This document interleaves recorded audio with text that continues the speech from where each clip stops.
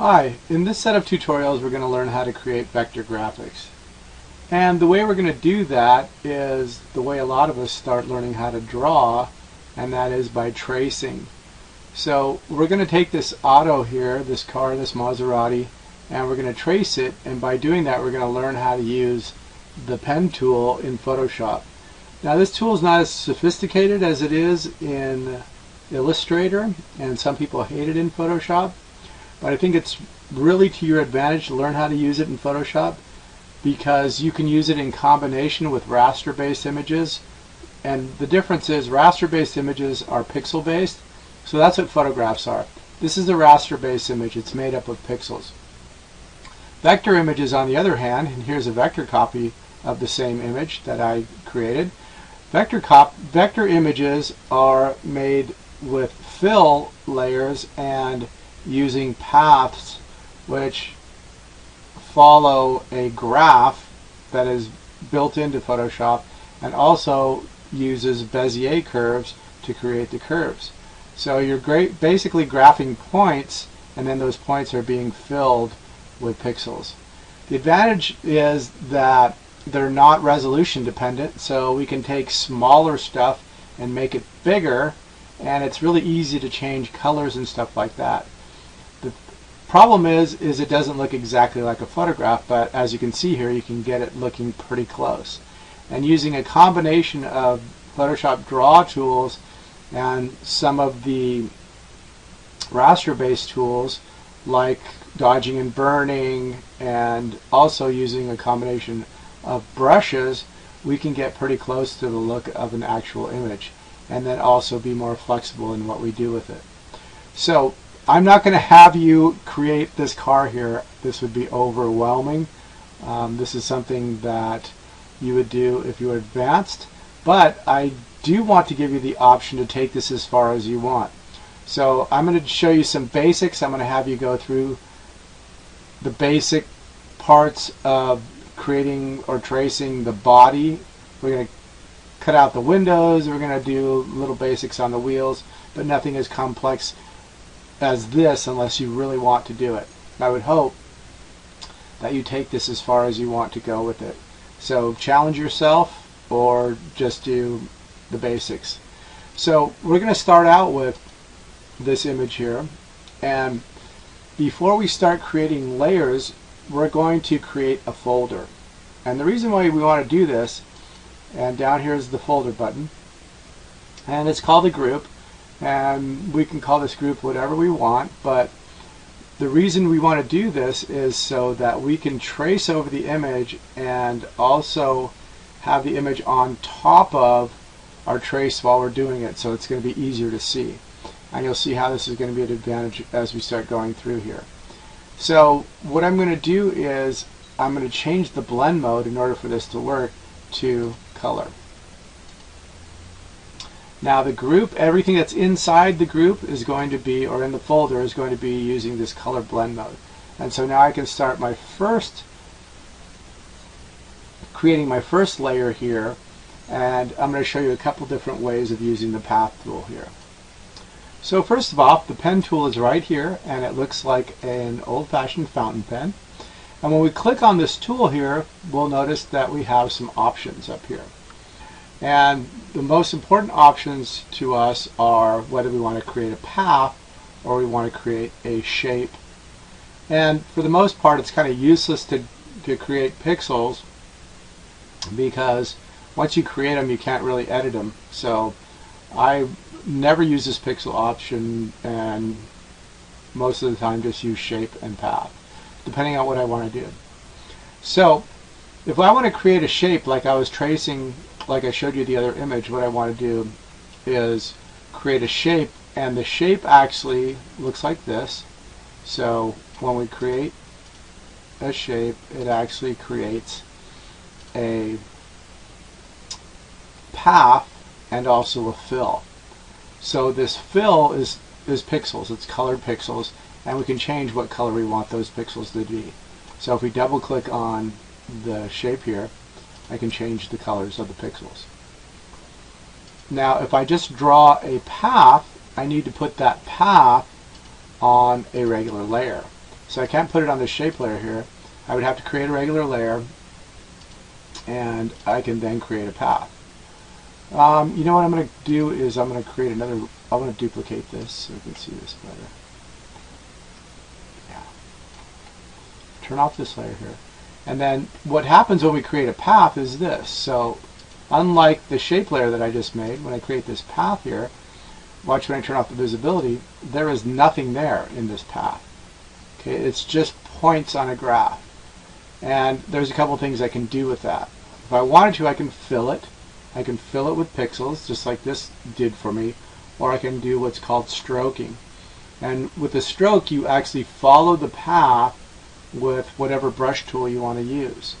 And there's a lot of times when you can use this to, say, erase part of an image that you want to erase, or to create a path where you want to darken or lighten part of an image and you want it to be a nice sharp edge there, or a nice sharp curve. So this is how I use this tool a lot. I use this more for that than I actually do to make drawings with or to make art with. But once you learn the tool, you can figure out what applications that you want to use it for. So that's how we create shapes. That's how the difference between paths and shapes are. And then we can also take a path and make it into a selection. So you'll see up here, once we have the path, it says make selection. So we can make a selection, we can put a feather on it if we want to, and it makes a selection here. The other option that we have is to make a mask out of it. So when we make a mask, we create this layer here with a mask on it. We can put the mask on whatever raster-based image that we want to use, or whatever raster-based layer we want to use. And then we can also make a shape out of it if we want to. And then that does the same thing that we had up here. So there's several different things we can do with it. But let's just get into seeing how it works in kind of a real-world situation here. So I'm going to start back at the beginning here, or start when I made my folders here. Folder, new group. And like I said, you can call it whatever you want. It doesn't really matter.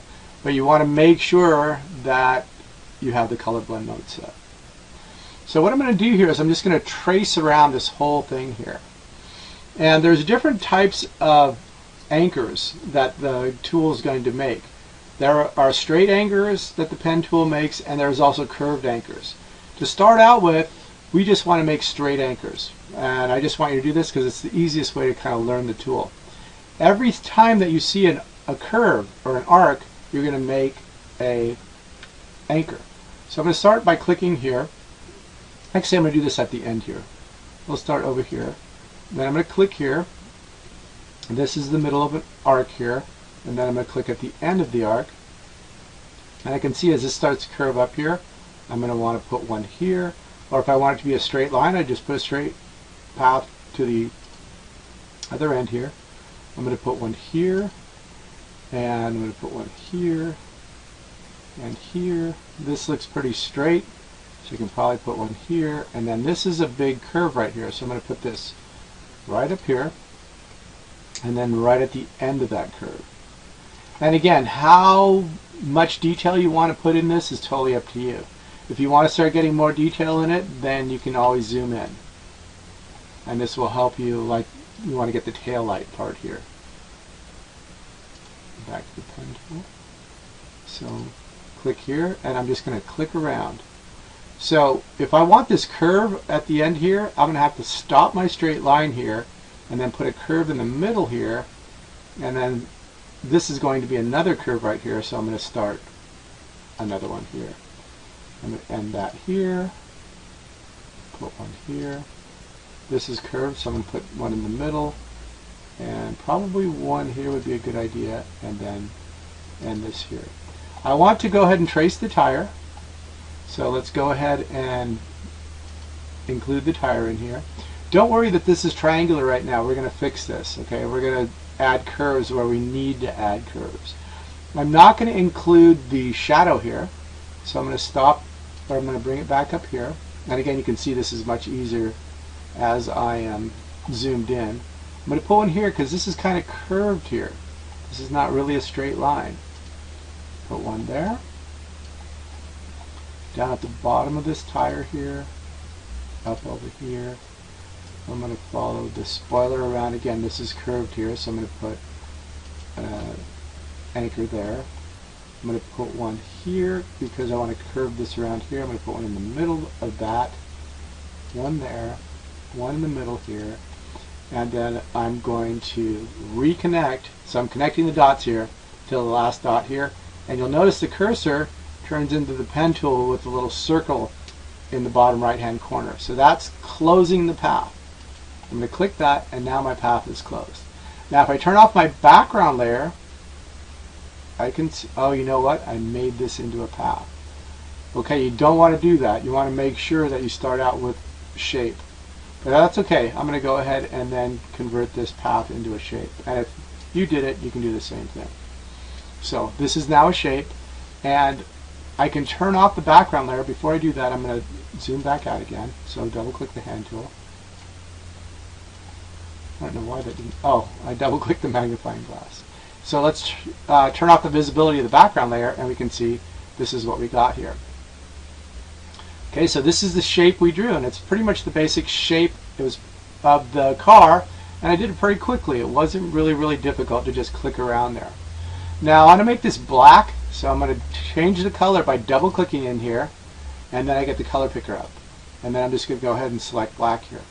The other thing that's cool about this is once you start doing the real detail work, we can select a color from the background here, or from the actual image here. So if I want to go and select this color, say, I could select that color. But for now, we're just going to do black. So I'm going to be toggling the background on and off in order to get the shape looking correct. Okay? So the next thing that we're going to do is we're going to start making the curves.